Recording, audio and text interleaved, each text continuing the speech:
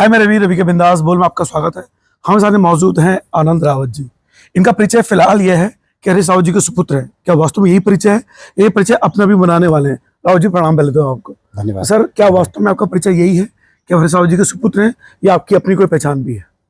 ये पहचान तो मेरी पैदाइश के साथ ही हो गई थी कि मैं हरीश रावत जी का पुत्र हूँ। और राजनीतिक उस पर मैं उत्तराखंड का युवा कांग्रेस प्रदेश अध्यक्ष रह चुका हूँ और जितना भी अपना सामाजिक या राजनीतिक दायरा होता है अपने अपने स्तर से प्रयास करता हूँ कि मैं कुछ सामाजिक मुद्दों से भी जुड़ सकूँ। और नशे के खिलाफ जो है मैं पूरे प्रदेश में मुहिम चलाता हूँ। साथ ही साथ जो पहाड़ों में इस समय वनाग्नि की घटनाएं हो रही हैं, तो मैं पिछले कुछ समय से जो है वनाग्नि रोको यात्रा भी प्रारंभ कर रहा हूँ अलग अलग जिलों में जा कर के। इसके पीछे मेरा मुख्य उद्देश्य यही है कि वनाग्नि रोकने के लिए लोग अपने गांव के आसपास के जो क्षेत्र हैं, जंगल हैं, उसमें चाल खाल बनाएं। उससे फिर पानी का भी संचय होगा और साथ ही साथ हम सरकार पे दबाव बना रहे हैं कि हरीश रावत जी के समय में जो वाटर बोनस योजना शुरू की थी उसको फिर से आप लोग संचालित कीजिए, फिर से लागू करें। देखिए, इनकी एक पोस्ट बड़ी वायरल हुई थी 2 साल पहले। वो पोस्ट ये आप देख पा रहे हैं। फिलहाल एक चीज पूछूंगा सर, कहीं मन में दबाव रहता है जिस तरह से पूरे देश में परिवारवाद की बातें आती हैं। इन चुनाव में भी हरीश रावत जी पे आरोप लगे कि ग्रामीण मंडल में बेटी को लड़ा दिया, लोकसभा उनको लड़ा दिया, अभी अपने तीसरे बेटे को भी लॉन्च कर देंगे। तो वो दबाव रहता है, क्योंकि देखिए एक नेता के रूप में आपके अंदर वो इच्छाएं, वो महत्वाकांक्षाएं और वो योग्यताएं हो सकती है, लेकिन परिवारवाद की जब बात आती है तो कहीं दबाव महसूस करते हैं आप? देखिए, मैं अपने विषय में अगर कहूँ तो मैंने जैसे कहा कि मैं इस प्रदेश का प्रथम निर्वाचित युवा कांग्रेस प्रदेश अध्यक्ष रह चुका हूँ। इस प्रदेश के 70 विधानसभा के युवाओं ने मुझे अपना युवा कांग्रेस प्रदेश अध्यक्ष 2011 में चुना। किंचित कारणों से मेरे को पार्टी के द्वारा अभी मौका नहीं मिल पाया कि मैं सीधे तौर पर जनता के सामने अपने लिए कुछ आशीर्वाद मांग सकूं। लेकिन इन वर्षों में मैंने अपनी तरफ से प्रयास किया कि मैं जितने भी सामाजिक मुद्दे हैं, जनहित के मुद्दे हैं, उनको लेकर के मैं काम कर सकूं। आज ड्रग्स का इतना बड़ा पूरे देवभूमि उत्तराखंड ही नहीं, अलग अलग राज्यों में, पंजाब को तो उड़ता पंजाब तक संज्ञा दी जा रही है। और गुजरात के पोर्ट पर, अडानी के पोर्ट पर 30,000 करोड़ रुपए की ड्रग्स पकड़ी गई। और वो ड्रग्स कहाँ खपानी थी? इन्हीं राज्यों में तो खपानी थी, लेकिन उस पर कहीं पर कोई चर्चा नहीं, कोई बातचीत नहीं। तो मेरे जैसे कुछ एक नौजवान जो अपनी क्षमता पे युवाओं के मध्य नशे के खिलाफ, ड्रग्स के खिलाफ अभियान चला रहे हैं, तो इस तरीके से हम अपने लिए समाज में एक छोटी सी जगह बनाने का प्रयास करेंगे और जिस दिन जगह बनेगी तो जनता के समक्ष जाएंगे। सर, तो अगर परिवारवाद वाला विषय कहाँ से आता है? अच्छा सर, जैसे आपने कहा कि अडानी 30,000 करोड़ की पकड़ी गई, तो इस मुद्दे को लेकर आप कोर्ट क्यों नहीं गए? जन याचिका क्यों नहीं डाली आप लोगों ने? क्या ये राजनीतिक आरोप मान के इसको ठंडा कर दिया जाए? क्या वस्तु अगर गंभीरता थी तो क्यों नहीं आप लोग कोर्ट गए जन याचिका डाल के? निस्संदेह आपका ये सवाल बहुत ही मौजूद है, लेकिन आपके सवाल से पहले मैं ये सवाल पूछना चाहता हूँ, क्या इस देश का जो चौथा स्तंभ है मीडिया, क्या उसने इसको प्रमुखता से एक मुद्दा नहीं बनाना चाहिए था? राष्ट्रीय मीडिया से ये मुद्दा गायब रहा। कहीं पर भी जो है ये जानकारी लोगों तक नहीं पहुंच पाई राष्ट्रीय मीडिया के माध्यम से। वो तो सोशल मीडिया और पोर्टल के माध्यम से लोगों तक ये जानकारी पहुंची। तो आप खुद आज देखिए कि संस्थाएं जो है, क्या वो अपनी जिम्मेदारी पूरी गंभीरता से निभा रही हैं? क्या जितने भी हमारे चौथे स्तंभ से जुड़े हुए लोग हैं, राष्ट्रीय मीडिया स्पेशली, जिसको आज गोदी मीडिया की संज्ञा से दे रहे हैं, क्या वो अपनी जिम्मेदारी निभा रहा है? तो आज विपक्ष की ताकत हुआ करता था, चाहे विपक्ष किसी भी पार्टी की रही हो, उसकी ताकत मीडिया हुआ करता था। मीडिया के माध्यम से वो जनता से जुड़े हुए सवाल, जनता से जुड़े हुए मुद्दे वो जनता तक पहुंचाता था, सरकार से पूछता था। लेकिन आज मीडिया का जिस तरीके से विपक्ष का जो है बिल्कुल बहिष्कार किया जा रहा है एक प्रकार से, और उनके सवालों को कहीं पर भी जगह नहीं दी जा रही है, तो विपक्ष और किस तरीके से अपना विरोध? देखिए, जैसे मुझे लगता है, जैसे आपने ये कहा, मैंने आम आदमी पार्टी को देखा, आम आदमी पार्टी मीडिया में छाई रहती है अभी भी, जबकि उनके मुख्यमंत्री जेल में हैं। तो जब वो मीडिया में छाए रह सकते हैं, क्योंकि वो उन्होंने तो मजबूर कर दिया कि जैसे आपने कहा कि मीडिया गोदी मीडिया हो चुका है, लेकिन उसके बावजूद भी अगर मीडिया केजरीवाल को जगह दे रहा है, इसका मतलब उन्होंने इतना ज्यादा आतंक फैला दिया है। आतंक का मतलब यहाँ पे सरकार को घेरने की कोशिश की है।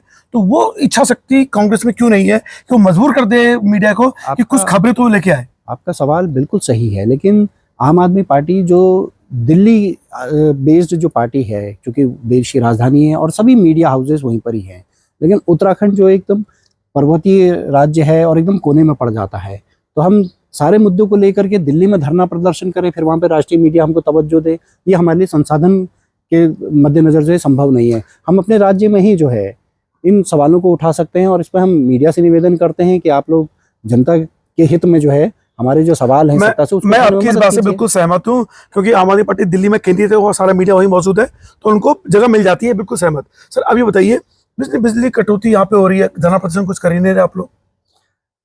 उत्तराखंड की बात कर रहा हूँ। बिजली कटौती की जो समस्या है ये केवल रामनगर तक सीमित नहीं है, ये हरिद्वार में भी बिजली कटौती हो रही है, देहरादून तक में बिजली कटौती हो रही है, हल्द्वानी तक में हो रही है, पूरे प्रदेश में बिजली कटौती हो रही है। और हमारे प्रदेश के शीर्ष नेता पूर्व मुख्यमंत्री हरीश रावत जी ने कई बार सोशल मीडिया के माध्यम से सरकार को आगाह किया है और इस परेशानी से उनको रूबरू कराने का प्रयास किया। लेकिन सवाल ये है कि ये जो बिजली कटौती हो रही है केवल उत्तराखंड तक सीमित नहीं है, आज ये दूसरे राज्यों में भी हो रही है, दिल्ली तक में हो रही है, नोएडा तक में हो रही है।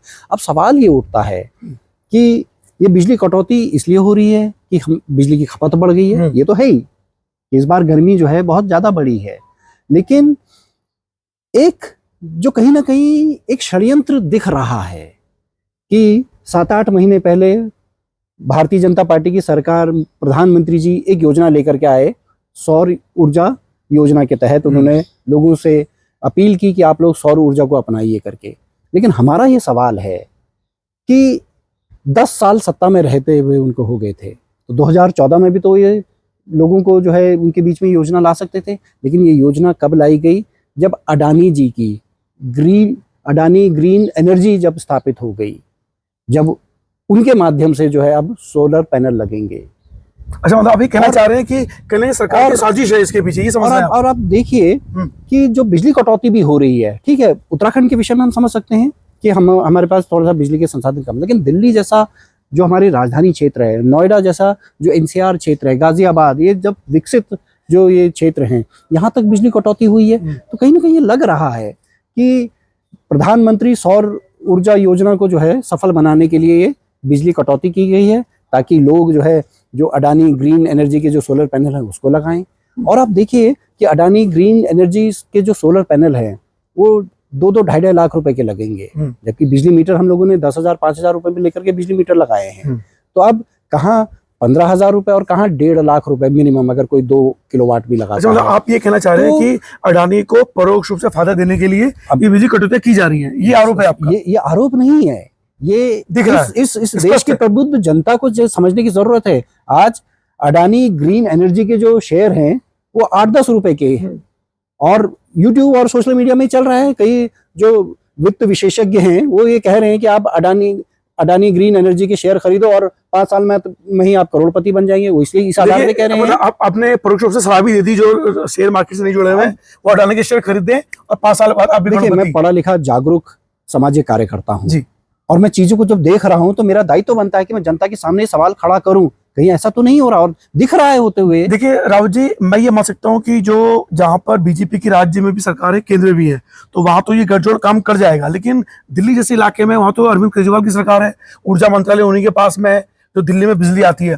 तो अरविंद केजरीवाल कैसे अडानी को प्रभुत्व में आ जाएंगे और मोदी से मिल जाएंगे, ये मेरे समझ में नहीं आया, बताइए जरा। रवि जी, पहले तो मैं स्पष्ट कर दूं कि अरविंद केजरीवाल जी के पास कोई भी मंत्रालय नहीं है, ना ऊर्जा में कोई भी उनकी सरकार के अंदर में आती है। और दूसरा, पिछले अभी लोकसभा चुनाव के प्रचार के लिए वो कुछ समय के लिए जो बाहर आए थे, लेकिन मार्च से जो है वो जेल के अंदर ही हैं। लेकिन इस 1-1.5 महीने में हमारे वहाँ 19 अप्रैल को चुनाव निपटे, फिर मेरे को पारिवारिक कारणों की वजह से जो है दिल्ली और नोएडा जाना हुआ। और मैंने इस बीच में देखा, जब एकदम गर्मी बढ़ी तो लगभग 10 से 15% छतों में मुझे जो है सोलर पैनल ही दिख रहे हैं। खुद मेरे परिवार में कई सदस्यों ने जो है सोलर पैनल लगाए, क्योंकि उनका ये कहना था कि दिल्ली में रहते हैं और बिजली कटौती जिस तरीके से हो रही है, बिल्कुल हाहाकार मचा हुआ है, तो उनको जो है उन्होंने भी सोलर पैनल लगाए। और जब मैंने कॉस्टिंग वगैरह पूछी, उसके लिए दोषी केजरीवाल को माना जाए या मोदी को? देखिए, जो बिजली कटौती हो रही है उसको समझने की जरूरत है। गर्मी बड़ी है निसंदेह, लेकिन दिल्ली जैसे राजधानी क्षेत्र में तो बिजली की कमी नहीं है, लेकिन वहां पर भी जो है लोग स्वतः प्रेरित हो रहे हैं या जिस भी कारणवश हो रहे हैं कि वो सोलर पैनल लगा रहे हैं। लेकिन अप्रत्यक्ष तौर पर कुछ लोगों को तो मजबूर भी किया जा रहा है बिजली कटौती के माध्यम से, मुझे ऐसा लग रहा है। क्योंकि अगर ये केवल उत्तराखंड के संदर्भ में होता तो मैं समझ सकता, क्योंकि छोटा राज्य है और हमारे संसाधन भी पूरे नहीं है, तो इस वजह से हो सकता है। लेकिन दिल्ली जो देश की राजधानी है, जहां पर बजट हमेशा सरप्लस रहता है, कभी पैसे की कमी नहीं रही है, जहाँ पे बिजली की कमी नहीं होनी चाहिए। नोएडा जो एनसीआर है, वहां पर कभी भी बिजली की कमी हमने आज तक नहीं देखी। तो वहां पर इस तरीके से चीजें हो रही हैं, बिजली की कटौती हो रही है, तो कहीं ना कहीं आपको ये एक और एक दो बनते हुए नहीं दिख रहे क्या? देखिए, ये आरोप बड़े गंभीर है, लेकिन इन बातों पर होनी चाहिए। क्या वास्तव में मोदी सरकार अडानी को परोक्ष रूप से फायदा देने के लिए, ऐसा इनका कहना है, ये वास्तव में है? अगर ये है तो उस पर, अच्छा अगर ऐसा है वास्तव में, तो इसे रोकने के लिए आप लोग क्या करेंगे, कांग्रेस क्या करेगी? निसंदेह आपने जो सवाल ये किया है, पहले जनता तो इस पे मनन करे, जनता ये समझे तो सही कि मुद्दा है कि नहीं है। हम लोगों ने पूरे लोकसभा चुनाव में महंगाई और बेरोजगारी को के मुद्दे पर हम लोगों ने चुनाव लड़ा, लेकिन जनता ने तवज्जो ही नहीं दिया। और जैसे ही परिणाम निकले, जैसी लोकसभा का परिणाम आया, आप दूध के विषय में देख लीजिए, 2 रुपए प्रति लीटर दूध के दाम बढ़ा दिए। टोल टैक्स जो है प्रत्येक जाकर के देखिए तो टोल टैक्स बढ़ा दिया है। तो अब जनता ये तय करे कि ठीक है, हम मानते हैं कि आपने लोकसभा चुनाव में हमको हराया। नहीं रोजी में, लेकिन यहाँ पे टोकूं, क्योंकि आपने कहा, आपने महंगाई बेरोजगार के मुद्दे पे लगा, लेकिन जहां तक हमें मिली है जानकारी, आप लोगों ने आरक्षण खत्म हो जाएगा वाली चाल चली, 85 रुपए का लालच दिया, और मुस्लिम, दलित और पिछड़ा समीकरण बना के चुनाव जीता है। ये उत्तर प्रदेश में भी हुआ है, राजस्थान में भी हुआ है, और बाकी जगहों में भी हुआ है। तो आप कैसे कहेंगे कि महंगाई, बेरोजगारी और भ्रष्टाचार मुख्य मुद्दा रहा आप लोगों के लिए? रवि जी, उत्तराखंड के परिप्रेक्ष्य में अगर हम बात करें तो यहाँ की जनता ने बेरोजगारी और महंगाई के मुद्दे पर वोट नहीं किया। उन्होंने इस दोनों ही प्रमुख उसको शायद मुद्दा ही नहीं समझा, लेकिन उत्तर प्रदेश में तो ये निसंदेह मुद्दा था। और कांग्रेस ने जब ये कहा कि हम प्रति माह आपको 8,500 रुपए आपके खाते में खटाखट डालेंगे, तो कहीं ना कहीं महंगाई से थोड़ी तो राहत मिलती, क्योंकि उत्तर प्रदेश के लोगों के लिए महंगाई मुद्दा है। तो उन्होंने महंगाई के मुद्दे पर समाजवादी पार्टी को 37 सीटें और कांग्रेस को 6 सीटें दी थी। कांग्रेस जिसकी विधानसभा में मात्र 2 सीटें हैं, लेकिन लोकसभा में 6 सीटें। तारीफ करना चाहूंगा, तो आप पहले नहीं, इस यहाँ पर मैं आपकी तारीफ करना चाहूंगा कि आपने 85 रुपए वाली बात को महंगाई से जोड़कर जो किया है, वास्तव में साधुवाद के पात्र है, क्योंकि आपने बहुत अच्छा तर्क दिया। देखिए, ये तर्क वास्तव में गले उतरता भी है कि जब आप महंगाई बहुत ज्यादा होती है, आपको उम्मीद होती है कि 85 रुपए मिलने वाले हैं, तो ये तर्क तो बहुत शानदार दिया आपने। नहीं, तर्क नहीं, ये तो सच्चाई है, सच्चाई, पर ये अभी तक चर्चा में आया नहीं, और तो मैं आपको साधुवाद दे रहा हूँ कि आपने बहुत अच्छा तरीके से समझाया कि 50 रुपए की बात कहाँ से महंगाई से जोड़ रही है। हमारी जो चर्चा शुरू हुई थी वो अडानी ग्रीन एनर्जी के तहत जो सोलर पैनल लगाए जाएंगे उससे शुरू हुई थी। तो आपने कहा था कि आप क्या करेंगे, तो मैं यही कह रहा हूँ कि एक विपक्ष के नाते, एक जागरूक सामाजिक कार्यकर्ता होने के नाते मैं जनता के सामने ये सवाल खड़ा कर रहा हूँ। जनता इस पर मनन करे और जनता बताए कि हम इसको मुद्दा बनाएं या ना बनाएं, जनता तय करे। 2 विधानसभाओं में उपचुनाव होने वाले हैं, आपके पास बहुत बढ़िया मौका है। क्या लेकिन देखिए, आपको देख के मुझे लग रहा है कि जो हम परिवारवाद की बातें करते हैं, परिवारवाद में अगर योगी नेता की छिपने जाए, आपने मुझे एक योगी नेता की छवि तो नजर आ रही है, क्योंकि इस वाले जवाब से बड़ा मैं खुश हूँ कि आपने 85 वाली बात को जिस तरह से महंगाई वाले तर्क में लेके आए, वास्तव में बहुत अच्छा तर्क था। और एज ए पत्रकार और एज ए सर्वेयर, जो मैंने ये महसूस, राजनीतिक विश्लेषक भी हूं मैं, अच्छा तर्क लगा मुझे आपका। लगता है कि आप में बहुत पूरी संभावनाएं हैं। उत्तराखंड के परिप्रेक्ष्य में क्या आनंद सिंह रावत भविष्य में चुनाव लड़ने वाले विधानसभा का सोच रखी है आपने ऐसी?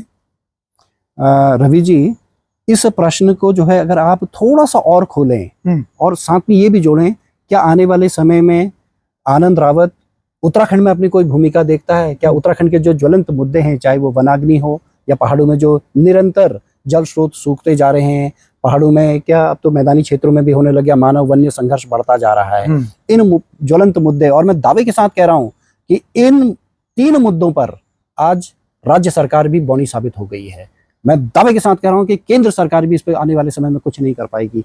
ये केवल और केवल संभव है कि हरीश रावत जी ने अपने कार्यकाल में जो उन्होंने सुझाव दिए थे और अपने कार्यकाल में उन्होंने जो नीतियां बनाई थी, उसी पर ही सरकार को चलना पड़ेगा। लेकिन अब जो है ये समस्या का समाधान जन जागरण से होगा, और आनंद रावत जन जागरण के माध्यम से इन 3 मुद्दों को जो है जनता के बीच में ले जाएगा और कहीं ना कहीं अपना योगदान देगा। और फिर जनता तय करे कि क्या आनंद रावत इस लायक है कि उसको जनता के मुद्दों को लेकर के समाधान भी करना चाहिए, क्योंकि समाधान तो विधानसभा के अंदर ही होता है या लोकसभा के अंदर। अच्छा, बस एक सवाल अंतिम, उसके बाद मैं खत्म करूंगा, थोड़ा लंबा हो गया। सर, मुझे ये जानना है कि मुस्लिम तुष्टिकरण का आरोप लगता है कांग्रेस पर, और बीजेपी हमेशा अपर एज में रहती है, और बहुसंख्यक वोट आसानी से बीजेपी को मिल जाता है, और बाकी मुद्दे गौण हो जाते हैं, सबको पता है। ऐसे मुद्दे से आप कैसे पार पाएंगे? ये सवाल मेरा रावत जी से भी था और आपसे भी है। निसंदेह ये विपक्ष हम पे आरोप लगाती है, और ईमानदारी से इस बात का अगर हम उल्लेख करें तो कांग्रेस ने हमेशा संतुष्टिकरण, समाज के संतुष्टिकरण की उन्होंने बात कही। अब देखिए 2004 में जब केंद्र में हमारी सरकार थी तो ग्रामीण क्षेत्रों में रोजगार बने, तो इसके लिए हम लोग मनरेगा जैसी योजना लाए। तो जब मनरेगा का जो लाभार्थी हैं आज अधिकतर हिंदू लोग हैं, क्योंकि हिंदू की आबादी ज्यादा है, मुस्लिम की तो कम है, मुस्लिम गांव कम है उस अनुपात में, तो हिंदू उसके लाभार्थी ज्यादा हैं। हम लोग शिक्षा का अधिकार लेकर के आए, आज शिक्षा जो है सबसे ज्यादा हिंदुओं को ही मिल रही क्योंकि उनकी जनसंख्या ज्यादा है। लेकिन भारतीय जनता पार्टी जो है सिर्फ नारे गढ़ती है और चुटीली बातें करती है। तो उन्होंने ये तुष्टीकरण का निसंदेह सवाल तो उठाया, लेकिन आज उनके इस मुस्लिम तुष्टीकरण के आरोप के साथ साथ ये देखिए कि उन्होंने पूरे हिंदू समाज का भी कितना असंतुष्ट उनको कर दिया है, चाहे वो महंगाई के विषय में हो, चाहे वो बेरोजगारी के विषय में हो। आज सबसे ज्यादा बेरोजगारी आपको हिंदुओं में देखने को मिलेगी, सबसे ज्यादा महंगाई से त्रस्त जो है आपको हिंदू ही मिलेंगे। आप देखिए सरकारी नौकरी जिस तरीके से खत्म करती जा रही है। जी बस इसको आगे बढ़ा रहा हूँ। मुस्लिम तुष्टीकरण का मतलब ये होता है कि जहाँ पे अगर मुस्लिम समाज के लोग गलत भी कर रहे हैं तो वहां पे सरकार द्वारा उनका बचाव, थाने में उनकी सुनवाई होना उस मुद्दे पर, वहां पे हिंदू जो है वो चिढ़ जाता है, बोले यार इनकी सुनवाई हो रही है, वो मुस्लिम तुष्टीकरण है। जहां पर उनका आप उस मामले में साथ दे रहे हैं, अपने नहीं देना चाहिए, उस मुद्दे पर आप ये गारंटी दे रहे हैं भविष्य में जहां पर वो गलत होंगे तो उनका साथ बिल्कुल नहीं दिया जाएगा, सच का साथ दिया जाएगा। बिल्कुल रवि जी, आज आपने अपने चैनल पे ये प्रश्न उठाया है, मैं आपके चैनल पे इस बात का जवाब दे रहा हूँ, पूरे दावे के साथ दे रहा हूँ कि कांग्रेस कभी भी किसी भी समाज का, किसी भी धर्म का, किसी भी जाति का तुष्टीकरण नहीं करती है। लेकिन अगर तुष्टीकरण करती है या जनता के साथ धोखा करती है तो भारतीय जनता पार्टी करती है। भारतीय जनता पार्टी की सहयोगी टीडीपी है केंद्र में, और जरा आप टीडीपी का मैनिफेस्टो तो उठा करके देखिए। तेलुगु देशम पार्टी और चंद्रबाबू नायडू ने खुले तौर पे ये कहा है कि 50 वर्ष से ऊपर के जो मुसलमान होंगे उनको हम पेंशन देंगे, और मुस्लिम समाज को उन्होंने कब्रिस्तान और तमाम जमीनें देने की बात कही। तो आज भारतीय जनता पार्टी इस बात को साबित करे कि वो तुष्टीकरण करने वाले लोगों के साथ है या फिर किसके साथ खड़ी है। और कांग्रेस ने कभी भी शमशान या कब्रिस्तान की राजनीति नहीं की है। कांग्रेस ने जो नीतियां बनाई उसका लाभ समाज के प्रत्येक वर्ग ने उठाया, तो ये समझने की जरूरत है जनता को। चलिए, फिलहाल रवि के बिंदास बोल में रिपोर्ट आप देख रहे थे, तो आपके पास उत्तराखंड कांग्रेस के पास एक युवा चेहरा है जिसे लगता है कि कमान सौंपी जानी चाहिए। तो क्या ऐसा लगता है कि भविष्य में हरीश रावत की कमान आनंद रावत आगे ले जाने वाले हैं? ये जनता तय करेगी, कांग्रेस तय करेगी, फिलहाल इनकी जिजीविषय तय करेगी। और ढेर से बात करने के लिए, ऐसे विचार आपके धरातल पे उतरे तो शायद कांग्रेस का भला भी हो जाएगा। जय उत्तराखंड, जय भारत, धन्यवाद सर।